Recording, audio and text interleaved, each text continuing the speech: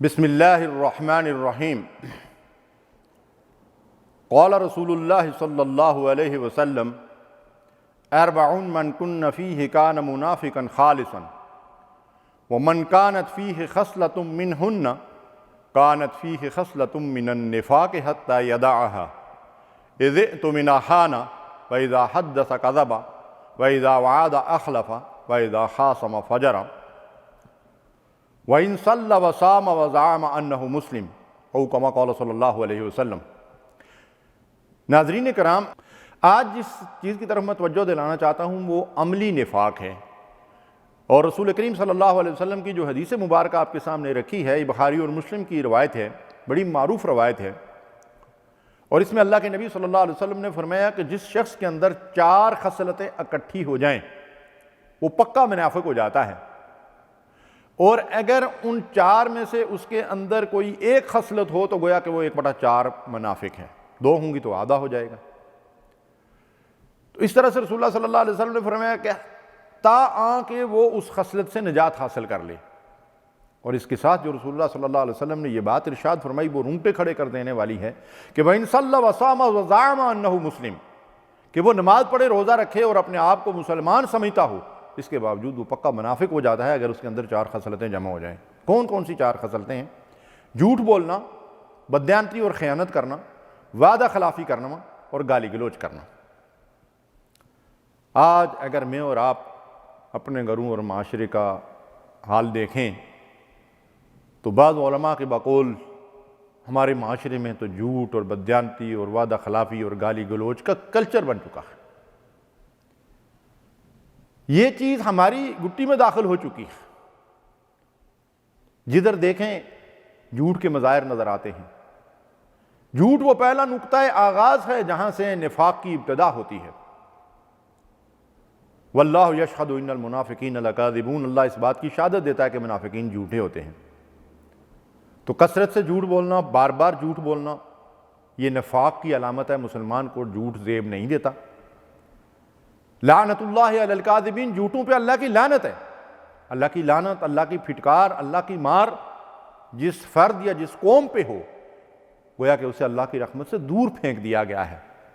آج ہمارے اوپر اللہ کی اتنی رحمتیں برس رہی ہیں، ہم اپنا حال دیکھ سکتے ہیں، اور اگر اللہ کی رحمت سے دور پھینک دیے گئے ہیں تو اس کا ایک بڑا اسباب جھوٹ کا کلچر ہے۔ اور جھوٹ میں جھوٹ بولنا، جھوٹی قسم کھانا اور جھوٹی گواہی دینا، یہ اکبر الکبائر ہیں۔ اللہ کے نبی صلی اللہ علیہ وسلم نے شرک کے بعد ان گناہوں کا ذکر کیا ہے اور فرمایا کہ یہ انسان کو ہلاک کر دینے والے گناہ ہیں۔ ہمیں چاہیے کہ جھوٹ سے اپنے آپ کو بچائیں۔ کسی بھی صورت میں جھوٹ بولنا جائز نہیں ہے۔ ہنسی مذاق میں بھی جھوٹ بولنا گناہ ہے۔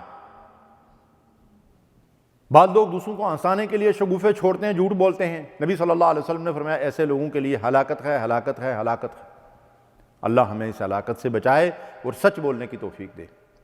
دوسری چیز جو رسول اللہ صلی اللہ علیہ وسلم نے ارشاد فرمائی وہ بددیانتی ہے، خیانت ہے۔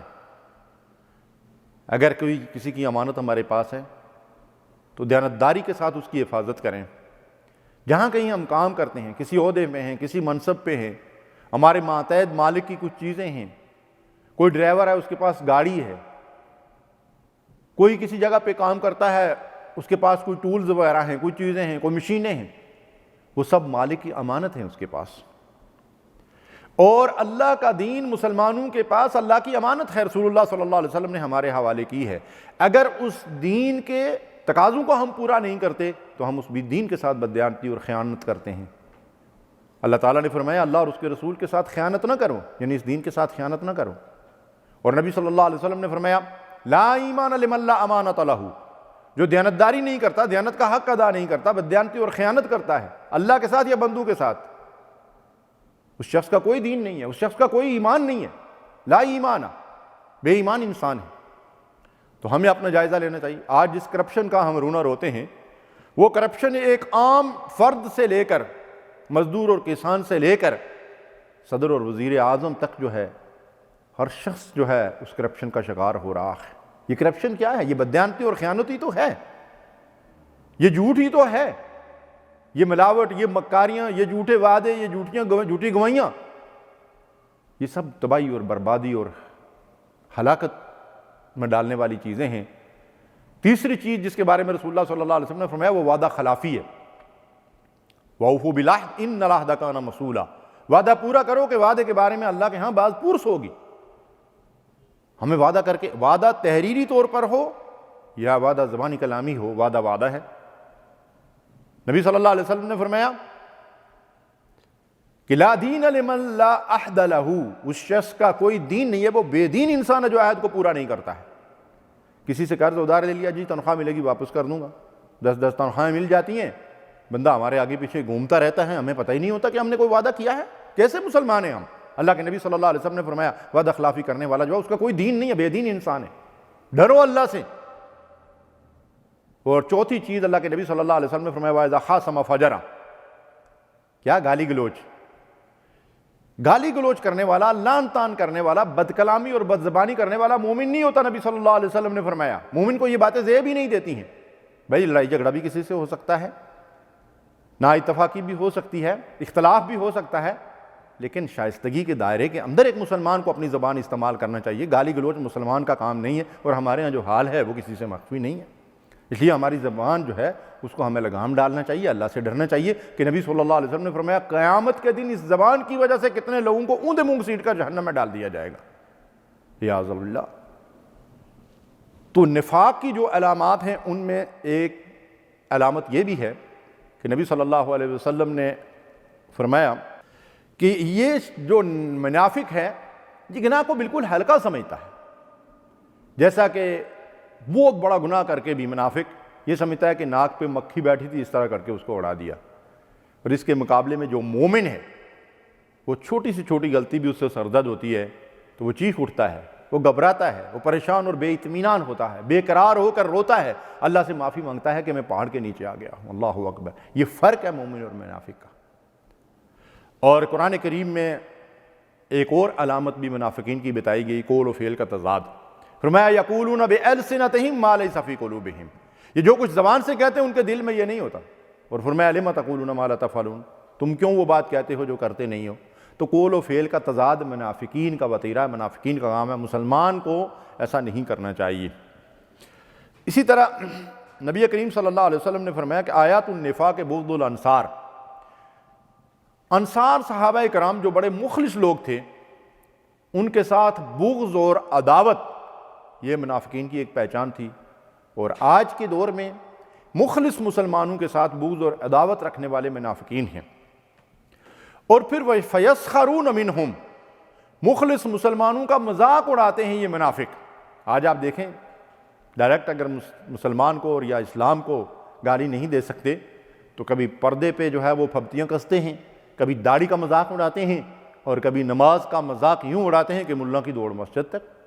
یعنی ان کا خیال یہ ہے کہ یہ ملا لوگوں کا کام ہے نمازیں پڑھنا، یہ ملا لوگوں کا کام ہے داڑیاں رکھنا، یہ ملانیوں کا کام ہے پردے کرنا۔ تو اس طریقے سے دین کا مذاق اڑانے والے جو ہیں وہ یہ منافقین کے ٹولے کے لوگ ہیں، ہمیں اس سے بچنا چاہیے اور گریز کرنا چاہیے۔ قرآن کریم میں ایک اور نشانی منافقین کی یہ بتائی گئی کہ اللہ تعالیٰ ارشاد فرماتے ہیں وَإِذَا قَامُوا إِلَى الصَّلَاةِ قَامُوا كُسَالَىٰ، نماز میں سستی اور قائلی، محبت سے، پیار سے، خلوص سے، اللہ کی محبت کے جذبے سے سرشار ہو کر نماز نہیں پڑھتے بلکہ سستی اور قائلی سے نماز پڑھتے ہیں۔ یہ منافقین کی پہچان ہے۔ یراؤن الناس، دکھلاوے کے لیے نماز پڑھتے ہیں، گویا کہ دکھلاوا بھی منافقین کا شیوہ ہے۔ وَلَا يَذْكُرُونَ اللَّهَ إِلَّا قَلِيلًا، نماز میں اللہ کا ذکر محض تھوڑا سا کرتے ہیں۔ صحابہ فرماتے ہیں کہ ہمارے دور میں منافقین کی پہچان یہ ہوتی تھی کہ سب سے آخر میں مسجد میں آتے تھے اور سب سے پہلے مسجد سے باہر نکلتے تھے۔ گویا کہ یہاں بھی آج ہم اگر دیکھیں تو بعض لوگوں کی یہ عادت بنی ہوئی ہے نماز پڑھنے والوں میں سے بعض کی کہ سب سے آخر میں انتظار کرتے رہتے ہیں، آخری صف میں آتے ہیں، دوسری تیسری رکعت میں شامل ہوتے ہیں، اور جب امام سلام پھیرتا ہے نماز سے فارغ ہوتے ہیں تو فوری طور پر اٹھتے ہیں اور پیٹھ دکھاتے ہیں۔ بھئی اللہ کے بندو بیٹھ جاؤ، اللہ کا ذکر کرو، نماز اطمینان سے پڑھو، نماز کے اندر اللہ کا ذکر کرو، قرآن اطمینان سے پڑھو۔ تھوڑی سی امام قرات لمبی کر لے تو ان کی جان پہ بناتی ہے۔ امام صاحب کو آج ہی ملا تھا قرآن پڑھنے کے لیے، استغفر اللہ۔ تو یہ منافقین کی وہ علامات ہیں جو قرآن اور احادیث کے اندر بیان ہوئی ہیں۔ ہمیں چاہیے کہ ان خصلتوں سے اپنے آپ کو بچائیں، اپنی حفاظت کریں اور اپنے ایمان اور عمل میں اخلاص پیدا کریں۔ وآخر دعوانا الحمدللہ رب العالمین۔ اللہم صلی علی سیدنا محمد وعلی آلہ وصحبہ